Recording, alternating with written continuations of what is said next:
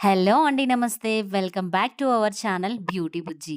ఈ రోజుటి వీడియోలో చాలా టేస్టీగా ఉండేటువంటి బెంగుళూరు స్పెషల్ టిఫిన్ అండి ఇది. కారాబాత్ అలాగే నీరు చట్నీ ఎలా తయారు చేసుకోవాలి అనేది చూసేయండి. ఓకే. ఇప్పుడు మనము ఇందుకు కావలసిన ఇంగ్రీడియెంట్స్ అలాగే తయారు చేసే విధానం ఏమిటి అనేది చూసేద్దాము. మొదటగా మీరు ఒక పాన్ పెట్టుకోండి. నేనైతే మట్టి పాత్ర పెట్టుకున్నాను. వీలైనంత వరకు మీ ఇంట్లో ఉన్నటువంటి నాన్ స్టిక్ అలాగే అల్యూమినియం ఉంటుంది కదా! వాటిని అవాయిడ్ చేయడానికి ట్రై చేయండి. నేను కూడా ఫస్ట్ స్టెప్‌గా ఒక్కొక్కటిగా అవాయిడ్ చేస్తూ వస్తున్నానండి. సో, అందులో భాగంగానే మట్టి పాత్రనైతే నేను పెట్టుకున్నాను. తీసుకోవాలండి. ఇంకా నేను ఒక 4, 5 పాత్రలు తెచ్చిపెట్టుకుందాము అనుకుంటున్నాను. మీరు వీలైనంత వరకు మట్టి పాత్ర లేదా స్టీల్ పాత్రలు మాత్రమే వాడండి. ఓకే. మనం ప్రిపరేషన్ విధానానికైతే వస్తే ఫస్ట్ పాత్ర వేడైన తర్వాత ఆయిల్ వేశాను. ఆయిల్ హీట్ అయిన తర్వాత మినపప్పు, శనగపప్పు, జీలకర్ర, ఆవాలు అలాగే క్యాష్యూ అండి. జీడిపప్పు మీరు ఉంటే వేయండి. లేదంటే స్కిప్ చేయండి. వేస్తే మాత్రం టేస్ట్ మామూలుగా ఉండదండి. చాలా రుచి ఉంటుంది. ఓకే. ఇవి ఎక్కడ కూడా మనకు మాడిపోకుండా దోరగా వేయించుకోవాలండి. అంటే ఒక లైట్ రెడ్డిష్ కలర్‌లో వస్తే సరిపోతుంది. నెక్స్ట్ కట్ చేసి పెట్టుకున్నటువంటి ఆనియన్ అలాగే కరివేపాకు ఇందులోనే వేసి ఎక్కువ మనం ఫ్రై చేయకుండా మీడియంగా ఫ్రై చేసుకుంటే సరిపోతుందండి. మట్టి పాత్రలో చేసుకుంటే రుచి కూడా చాలా బావుంటుందండి. ఓకే. ఇప్పుడు ఈ టిఫిన్‌ని మీరు ఎట్లాంటి టైంలో చేసుకుంటారంటే, వర్షం పడుతూ ఉన్నప్పుడు, లేదా చల్లగా ఉన్నప్పుడు, నైట్ అయినా సరే వన్ టైమ్ చేసుకొని తినేలాగా చేసుకోండి. అస్సలు టేస్ట్ అయితే అస్సలు మర్చిపోరండి. అంత బావుంటుంది. ఇప్పుడు ఈ ఆనియన్ వేగుతూ ఉన్నప్పుడే మనం కొద్దిగా సాల్ట్‌ని కూడా వేసుకున్నాము.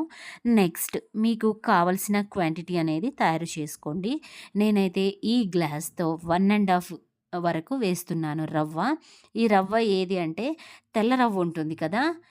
ఇడ్లీ రవ్వ అని కూడా అంటారు దీన్ని. ఇది వేసుకుంటే సరిపోతుంది. చూడండి ఈ గ్లాస్‌తో నేను 1½ గ్లాస్ వరకు వేస్తున్నాను. కరెక్ట్ మెజర్‌మెంట్ కూడా నేను వాటర్ కన్సిస్టెన్సీ చెప్తాను. మీరు ఎట్టి పరిస్థితుల్లో ఫ్లేమ్‌ని హాయిగా పెట్టుకొని వేయించుకోవద్దండి. లో ఫ్లేమ్‌లోనే పెట్టుకొని మంచి అరోమా వచ్చేంత వరకు వేయించుకుంటే మనం చేసేటువంటి ఈ కారాబాత్ టేస్ట్ అనేది ఒక లెవెల్‌లో ఉంటుందండి. ఈలోపు మనం ఇంకొక సైడ్ ఒక పాత్ర పెట్టుకొని స్టీల్ పాత్ర 1½ గ్లాస్ మనం తీసుకున్నాం కదా రవ్వ. కాబట్టి ఇప్పుడు మీరు 1కి మూడింతలు అంటే ఒక గ్లాస్‌కి 3 గ్లాసుల వాటర్. నేనైతే 1 ½ వేసాను కాబట్టి మొత్తానికి 4½ గ్లాస్ అయితే వేశాను. చూస్తున్నారు కదా! ఇప్పుడు మీకు ఒక చిన్న టిప్ ఏంటంటే, ఈ రవ్వ మనకు వేగిందా లేదా అని తెలియాలంటే ఇలా చూస్తే కొంచెం ఫ్లఫీగా మనకు కనిపిస్తుంది. ఇలా కనిపించింది అంటే మనకు ఆల్మోస్ట్ రవ్వ అనేది వేగింది అని అర్థం. ఇప్పుడు ఇందులోనే నేను స్పెషల్‌గా టేస్ట్ ఇచ్చేటువంటి వాంగీబాత్ పౌడర్ అండి ఇది. ఈ వాంగీబాత్ పౌడర్‌ని ఇందులో వేసుకోవాలి. ఇది వేసుకుంటేనే మనకొక మంచి రుచి అనేది వస్తుంది. చూడండి ఇప్పుడు ఈ పౌడర్ అనేది కూడా మంచిగా మిక్స్ అయ్యేలా ఈ రవ్వలోనే వేయించుకోవాలండి.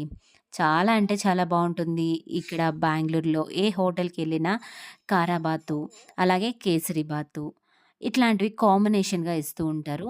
ఇదే టైంలోనే కొద్దిగా పసుపును కూడా వేయండి. ఒక మంచి కలర్ ఉంటుంది. అలాగే రుచి కూడా చాలా బావుంటుందండి. చూస్తున్నారు కదా! ఇవన్నీ ఒక మంచి కలర్ వచ్చేంత వరకు మనం వేయించుకున్న తర్వాత, పక్కన మనం వాటర్ పెట్టాం కదా! ఈలోపు బాగా మరగనించాలండి. బాగా వాటర్ మరిగిన తర్వాతనే ఈ రవ్వలో మనం యాడ్ చేసుకోవాలి. ఓకే. ఇప్పుడు చూస్తున్నారు కదా! వాటర్ అయితే బాగా మరిగింది. ఇప్పుడైతే మనం ఈ వాటర్‌ని ఇందులోనే వేసేసుకొని మంచిగా ఎక్కడ ఉండలు లేకుండా కలియబెట్టుకోవాలండి. చూస్తున్నారు కదా! నేనైతే ఈ వాటర్ మొత్తానికి అందులోనే వేస్తున్నాను. ఇలా వేసిన తర్వాత మంచిగా మనం చేయి తిప్పుతూ బాగా గరిటెతో కలబెట్టుకోవాలి. కలియబెట్టిన తర్వాత మనకెక్కడ ఉండలు లేకుండా అవుతుంది. ఫ్లేమ్ అయితే చెప్తున్నాను కదా! హై ఫ్లేమ్‌లో పెట్టకండి. ఒక్కసారిగా అది ఉండలు కట్టేస్తుంది. అప్పుడు మనకు కరెక్ట్‌గా రాదండి. ఇలా అయిన తర్వాత ఇదే టైంలోనే మీరు కట్ చేసుకున్నటువంటి టమోటా ముక్కలు గూడా వేయండి. నేనైతే కాస్త లేట్ చేశాను. అందుకే నేను ఈ టైంలో వేస్తున్నాను చూడండి.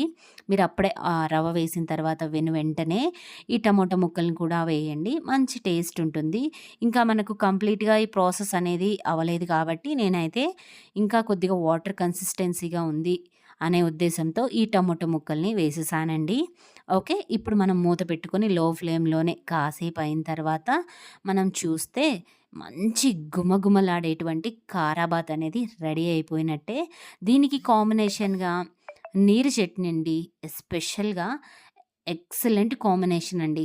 మీరొక్కసారి తయారు చేసుకొని ఆ టేస్ట్ ఎలా ఉంది అనేది నాకు తెలియజేయండి. మీరే చెప్తారు ఎలా ఉంది అన్నట్టు.